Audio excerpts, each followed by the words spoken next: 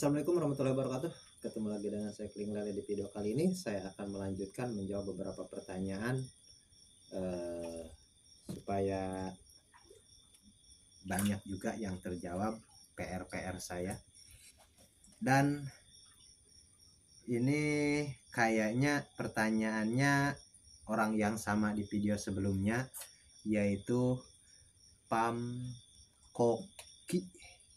Oke, tapi nggak apa-apa. Ini pertanyaan lanjutan mungkin. Seperti apa pertanyaannya? Oke, kita cek.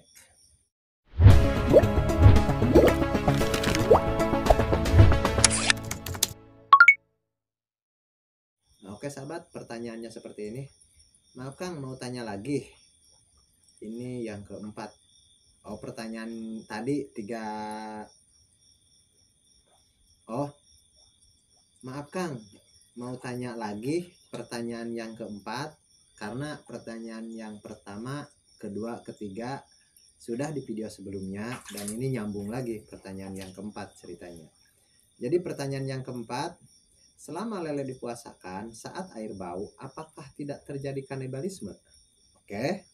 Terus pertanyaan yang kelima, untuk amonia dan kotoran di kolam berarti dibiarkan aja ya Kang? Oke, pertanyaan yang kelima. Yang keenam, untuk pencegahan ataupun pengobatan saat terkena penyakit seperti apa Kang penanganannya di sistem RWS? Oke. Dan ini panjang pastinya, karena yang panjang yang penanganan penyakit itu. Oke, kita ngopi dulu.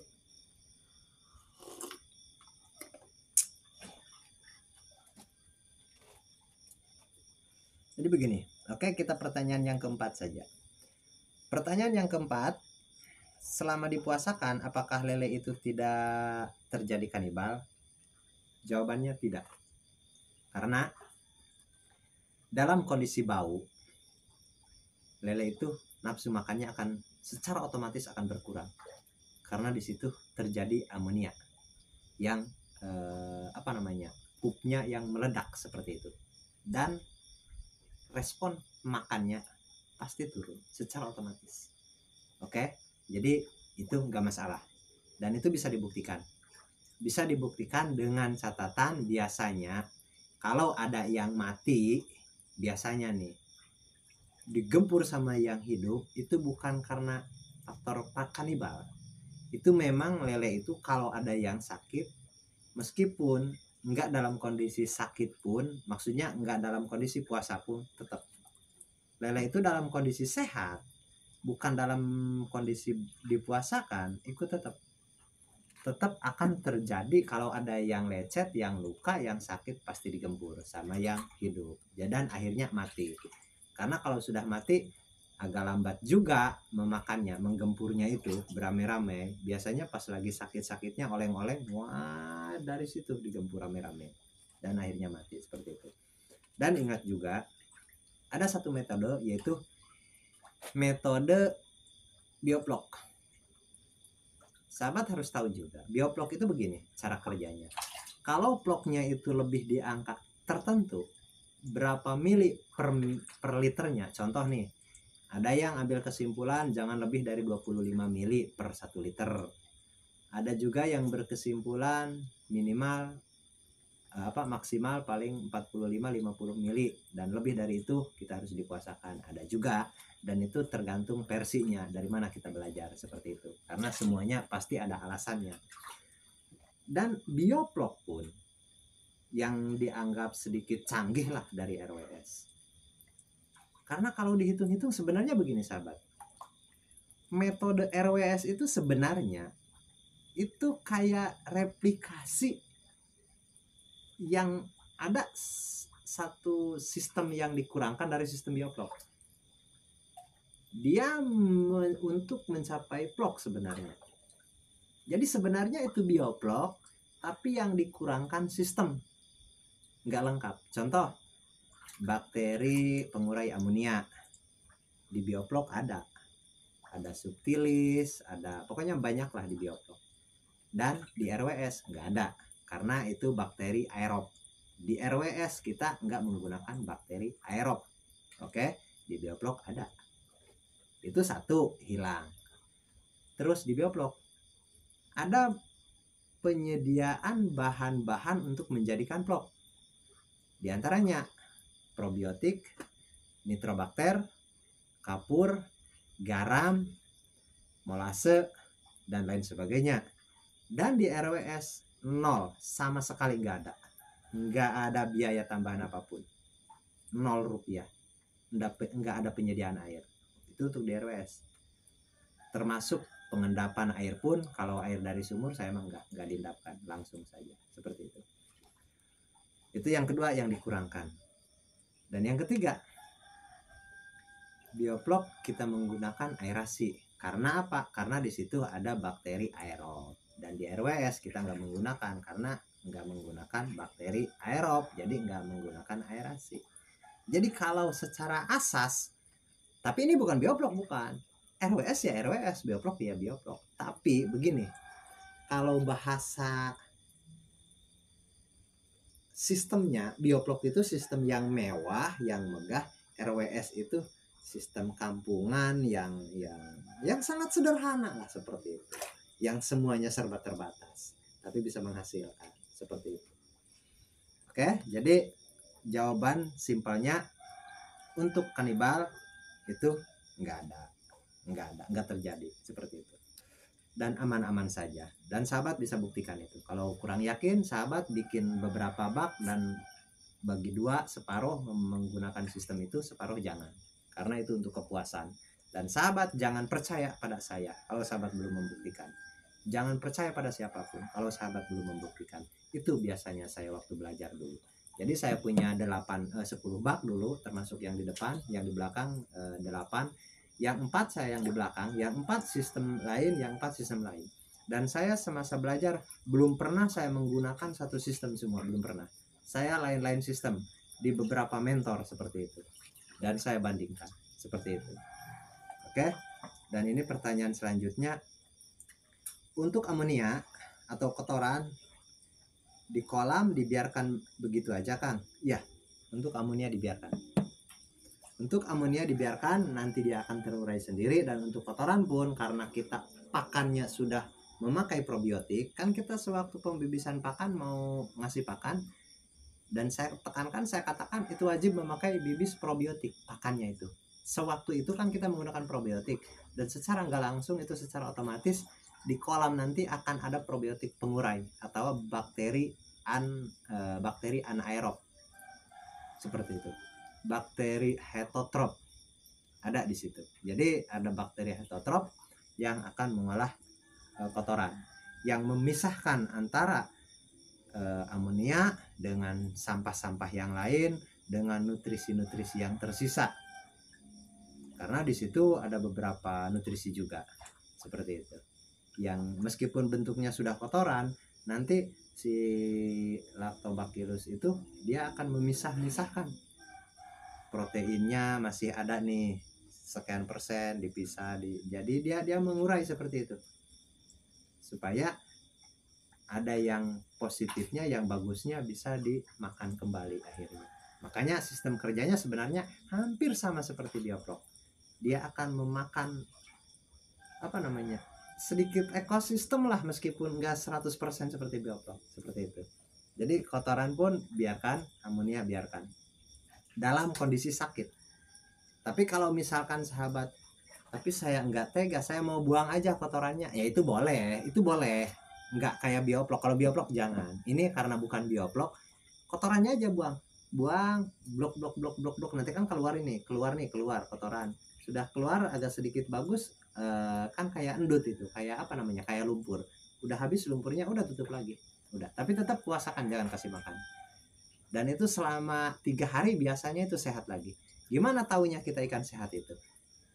Kalau malam kita deketin, dia responnya aktif, luar biasa aktif, berputar dia di kolam. Dan kalau setelah puasa nih ini yang harus ditekankan. Setelah puasa jangan kasih makan full seperti biasa, setengahnya aja porsinya.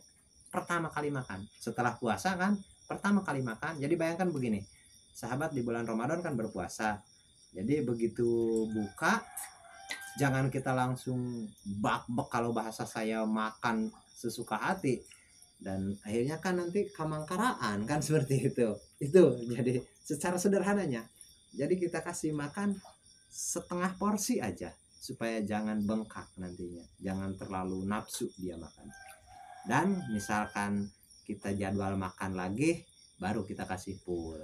Minimal di dalam ususnya itu kita harus ada setengah porsi untuk dicerna dulu, seperti itu. Jadi setengah porsi, dan makan berikutnya baru full, seperti itu sampai kenyang. Oke, jadi